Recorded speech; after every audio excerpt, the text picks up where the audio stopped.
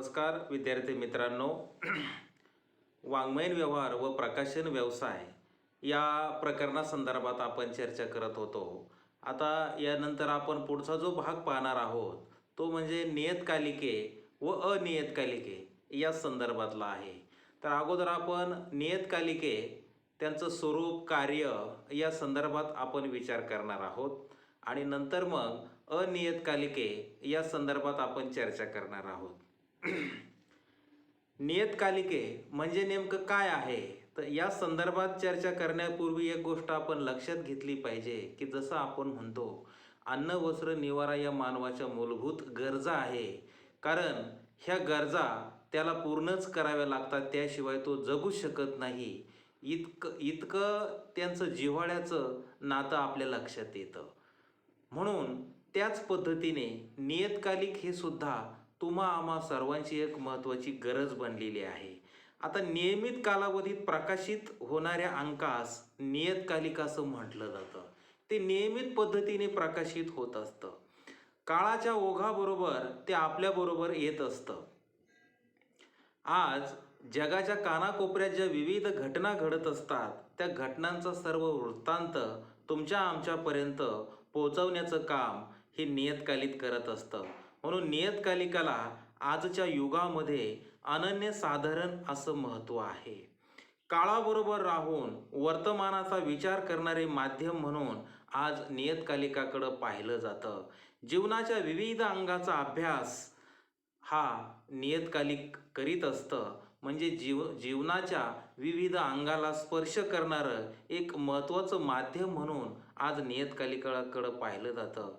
आणि काळाबरोबर वर्तमानाचा विचार ते करत असतं. म्हणजे एक लक्षात घ्या की वर्तमानामध्ये जे काही बदल होत आहे, घडत आहे, ते बदलसुद्धा तुमच्या आमच्यापर्यंत आणण्याचं एक महत्त्वाचं आणि प्रमुख माध्यम म्हणून नियतकालिकाकडं पाहिलं जातं. म्हणून नियतकालिकांना वर्तमानाची आपत्ती असं म्हटलं जातं. पहा म्हणजे किती मोठं स्थान नियतकालिकाचं आहे हे आपल्या लक्षात येतं. विविध विषयाचे ज्ञान देण्याचं काम नियतकालिकाने केलेलं आहे. विविध विषय म्हणजे एकच एक विषय त्याने हाताळलेला नाही. म्हणजे कला, क्रीडा, साहित्य, आरोग्य, शेती, कृषी या संदर्भातले ज्या ज्या महत्त्वाच्या ज्या गोष्टी आहे त्या समाजाच्या तळागाळापर्यंत देण्याकामी नियतकालिकाची वाटचाल किंवा नियतकालिकाची भूमिका अत्यंत महत्त्वाची आहे. विविध विषय त्याने हाताळले आहे आणि ते ज्ञान देण्याचं काम आज करत आहे. शिवाय हे नियतकालिक स्वस्त आहे. स्वस्तात ते उपलब्ध होतं. त्यामुळं वाचक वर्ग मनमुराद त्याचा आस्वाद घेत असतो. कारण स्वस्तात मिळाल्यामुळं त्याला ते अभ्यासण्यासाठी त्याला ते उपयुक्तच ठरत असतं. त्याचबरोबर जर असं आपण म्हणतो ग्रंथ जर आपला गुरु असेल तर नियतकालिक हे आपलं मित्र आहे असं आपल्याला म्हणावं लागतं. आणि आज जर आपण पाहतो की नियतकालिकाचा खूप मोठा विस्तार आज झालेला आपल्याला दिसतो. पण विस्तार आज आपल्याला झालेला दिसतो, पण त्याची सुरुवात जी आहे 19व्या शतकात सुरू झालेली आहे. आणि आज खूप मोठी परंपरा या नियतकालिकाने समृद्ध केली आहे हे आज आपल्या लक्षात येतं. लेखकाचे समृद्ध लेखन वाचकापर्यंत आणण्याचं काम कुणी जर केलं असेल तर ते नियतकालिकानं केलं आहे. म्हणजे तुमच्या आमच्या ज्या आवडीनिवडी आहे, वाचकाच्या ज्या आवडीनिवडी आहे त्याप्रमाणे त्यांना खाद्य देण्याकामी नियतकालिकाचा खूप मोठा वाटा आहे. मराठी भाषा व साहित्य लोकप्रिय होण्याचं महत्त्वाचं कारण हे नियतकालिकाकडं जात असतं. म्हणजे मराठी जी भाषा आहे त्याचबरोबर साहित्य आहे. आता साहित्य म्हणजे त्याचे वेगवेगळे प्रकार आहे. कथा, कादंबरी, नाटक, एकांकिका, ललित गद्य, चरित्र, आत्मचरित्र, प्रवास वर्णन, हे सर्व जे साहित्याचे जे प्रकार आहे हे आज लोकप्रिय कशामुळं झालेले आहे, तर वाचकांना त्यांच्यापर्यंत त्यांच्या आवडीप्रमाणे त्यांना देण्याचं काम या नियतकालिकांनी केलेलं आहे. म्हणून नियतकालिक हे आज एक प्रभावी माध्यम बनलेलं आहे आणि या माध्यमामुळंच मराठी भाषा आणि साहित्य लोकप्रिय झालेले आपल्याला दिसून येत आहे. वाचकांच्या अभिरुचीला सुद्धा एक महत्त्वाचं वळण देण्याचं काम या नियतकालिकाने केलेलं आहे. अभिरुची म्हणजे आवड, म्हणजे आवडीनिवडी कुणाच्या, तर वाचकाच्या. या वाचकाच्या आवडीनिवडी जोपासण्याचं काम नियतकालिकाने केलं आहे. म्हणून नियतकालिकाचा जो संपादक आहे हा एक चांगला अभ्यासू, व्यासंगी आणि तज्ज्ञ असतो. कारण विविध गोष्टी तो त्या नियतकालिकामध्ये ज्यावेळेस शब्दबद्ध करतो, त्याची मांडणी रचना करतो, त्यावेळेस त्याच्या डोळ्यासमोर लेखक, वाचक, रसिक या सगळ्या गोष्टींना डोळ्यासमोर ठेवून तो काय करत असतो, त्या नियतकालिकाची रचना, मांडणी करीत असतो, निर्माण करीत असतो. वाचकांच्या आवडीनिवडी जोपासण्याचं काम हा नियतकालिकाचा जो संपादक आहे तो करत असतो. आता नियतकालिक व त्याचा हेतू काय आहे? तर नियतकालिक जे निघालेले आहे, तर या नियतकालिकाचा जो हेतू आहे की समाजाच्या तळागाळामध्ये जे बदल होत आहे, जे बदल होऊ पाहत आहे, ते वाचकांपर्यंत, समाजाच्या तळागाळापर्यंत नेण्याकामी नियतकालिकाचा खूप मोठा वाटा आहे आणि त्यांचा हा प्रमुख हेतू आहे. त्याचबरोबर वाचकांच्या ज्या आवडीनिवडी आहे, त्या आवडीनिवडीप्रमाणे त्याचं साहित्य, त्याची माहिती वाचकांना ती मिळाली पाहिजे, हाही हेतू त्या नियतकालिकाचा असतो. म्हणजे समाजाला घडवण्यामध्ये त्याचं महत्त्वाचा तर रोल तर आहेच, पण ज्या घडामोडींची माहिती वाचकांपर्यंत, समाजाला त्याची जाणीव करून देण्यासाठी नियतकालिक हे आपला हेतू बजावताना दिसत आहेत.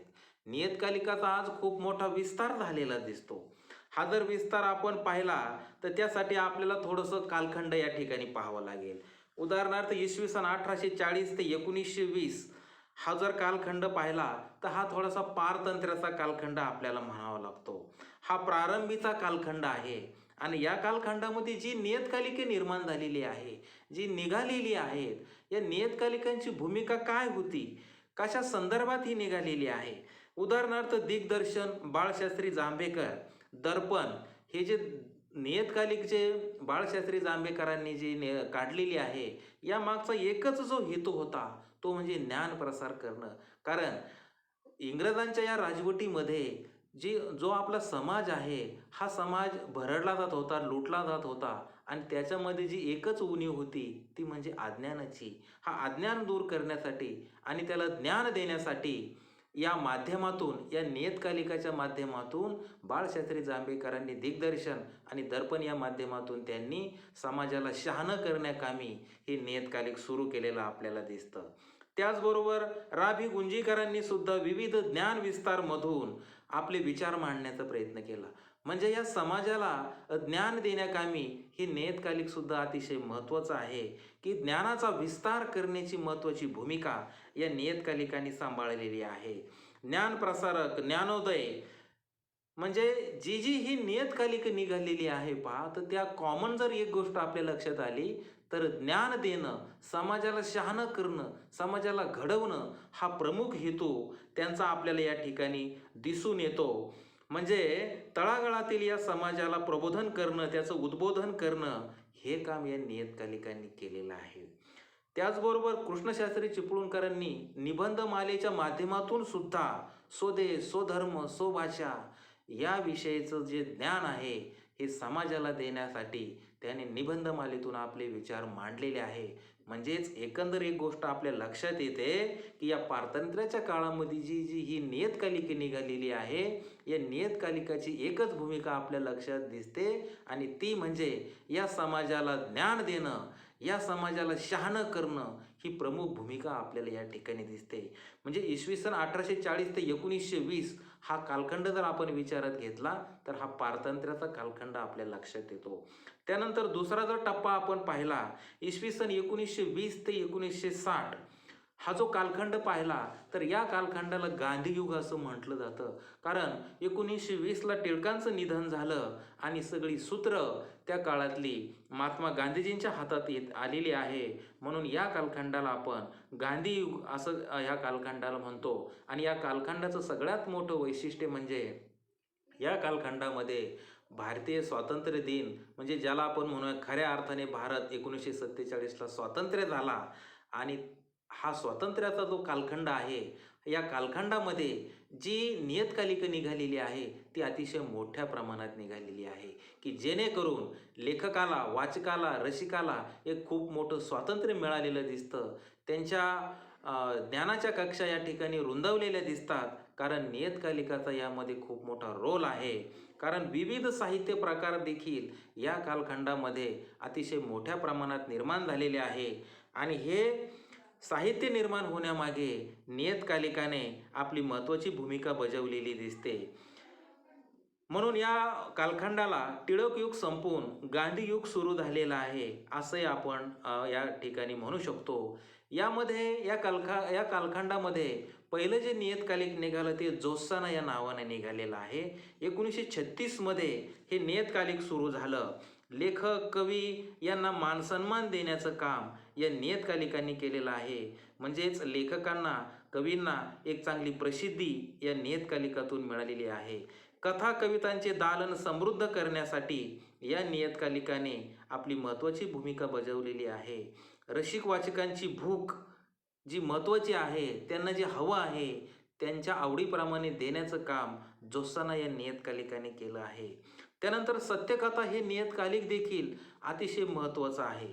या नियतकालिकातून मर्ढेकर युगाचा प्रत्यय आपल्याला येतो. मर्ढेकर युग कसं होतं, काय होतं आणि या युगामध्ये लेखक कवींनी आपल्या व्यक्तिमत्त्वाचा, आपल्या लेखनाचा ठसा कसा उमटवलेला आहे, याचं चित्र या नियतकालिकातून आपल्याला दिसून येतं. त्याचबरोबर या नियतकालिकाने जे महत्त्वाचं जे योगदान दिलेलं आहे ते म्हणजे लेखक, रसिक, वाचक यांना महत्त्वाचं योगदान दिलेलं आहे. नवसाहित्याला प्रोत्साहन देण्याकामी सत्यकथेचा किंवा सत्यकथा या नियतकालिकाचा खूप मोठा वाटा आहे. कारण सामाजिक वास्तव या नियतकालिकाने मांडलेलं आहे. श्री पु. भागवत हे या नियतकालिकाचे प्रमुख संपादक होते आणि प्रमुख संपादकाची भूमिका त्यांनी या ठिकाणी महत्त्वाची पार पाडलेली आहे. त्यानंतर अभिरुची हे एक महत्त्वाचं नियतकालिक आलेलं आहे. मित्रांनो, एक गोष्ट लक्षात घ्या, या नियतकालिकांची नावंसुद्धा पहा, शीर्षकातून काही खूप मोठा बोध आपल्याला होत असतो. काहीतरी हे नियतकालिक सुचवत असतात. आता आपण अगोदरच्या कालखंडात पाहिलेली ज्ञानोदय, ज्ञानप्रसारक, विविध ज्ञानविस्तार यातून ज्ञान हा शब्द आलेला आहे. म्हणजे शीर्षकातूनच आपल्याला या नियतकालिकाच्या कार्याची जाणीव होते पहा. त्याच पद्धतीने अभिरुची ही कुणाची? तर रसिक, वाचक, लेखक यांची जी अभिरुची आहे, या अभिरुचीला पोषक वातावरण जर कोणी निर्माण केलं असेल तर ते नियतकालिकांनी केलेलं आहे, हे आपण विसरू शकत नाही. तर अभिरुची ह्या नियतकालिकाने देखील या कालखंडामध्ये आपला वाटा एक महत्त्वाचा म्हणून नोंदवलेला आहे. नवकथेचे आद्य प्रवर्तक गंगाधर गाडगीळ, पु. भा. भावे, व्यंकटेश माडगूळकर यांना काव्यात्मक किंवा यांना महत्त्वाचं स्थान देण्याकामी या नियतकालिकाचा मोठा वाटा आहे. कारण काव्यात्मक जाणीवा देखील या नियतकालिकाने या नियतकालिकाने जपलेल्या आहे, हे आपण विसरू शकत नाही. परभाषेतील कथांची भाषांतरे देखील या नियतकालिकाने आपल्या नियतकालिकामधून प्रकाशित केलेली आहे. म्हणजे साहित्याला प्रतिष्ठा व लौकिकता मिळवून देण्याचं काम, एक नवं व्यासपीठ मिळवून देण्याचं काम प्रतिष्ठान या नियतकालिकाने केलं आहे. आणि या प्रतिष्ठान या नियतकालिकाचे संपादक नारायण नांदापूरकर हे आहेत. म्हणजे मराठवाड्याचं मुखपृष्ठ किंवा मुखपत्र म्हणून प्रतिष्ठान या नियतकालिकाकडं पाहिलं जातं. कारण मराठवाड्यातील लेखक, कवी, कथाकार, कादंबरीकार यांच्या लेखनाला न्याय देण्याकामी प्रतिष्ठानचा मोठा वाटा आहे. म्हणून प्रतिष्ठान असं नियतकालिक म्हटल्यानंतर मराठवाडा आपल्या डोळ्यापुढं उभा राहतो. म्हणून मराठवाड्याचं एक मुखपत्र म्हणून आपण प्रतिष्ठानकडं पाहतो. एक गोष्ट आपल्या लक्षात येते, आपण हे दोनही कालखंड पाहिले, इसवी सन 1840 ते 1920 आणि इसवी सन 1920 ते 1960 या कालखंडातील हे जे नियतकालिक आहे, या नियतकालिकाचं जे स्वरूप काय आहे, या नियतकालिकाची भूमिका काय आहे, या नियतकालिकाने आपलं कार्य कोणतं केलेलं आहे, या सगळ्या गोष्टींचा उहापोह आपण या ठिकाणी केलेला आहे. यानंतरचा पुढचा जो कालखंड आहे तो कालखंड 1960 ते 2000 हा कालखंड आणि या कालखंडातील जे नियतकालिक आहे ते आपण त्यांचं स्वरूप जे आहे ते पुढच्या तासाला आपण पाहणार आहोत. धन्यवाद.